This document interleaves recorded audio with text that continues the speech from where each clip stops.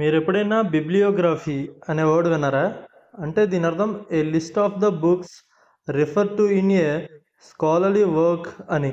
అంటే ఒక పుస్తకం, వ్యాసం లేదా పరిశోధన పత్రంలో ఉపయోగించిన లేదా సూచించబడిన గ్రంథాలు, సమాచార వనరులు లేదా రచనల జాబితానే ఈ బిబ్లియోగ్రఫీ అనే వర్డ్తో మనం చెప్తుంటాం. సో దీనికి మనం ఎగ్జాంపుల్ చూసుకుంటే the bibliography listed all the sources used in the study. అంటే గ్రంథసూచి అధ్యయనంలో ఉపయోగించిన అన్ని వనరులను జాబితా చేసింది అని అర్థం.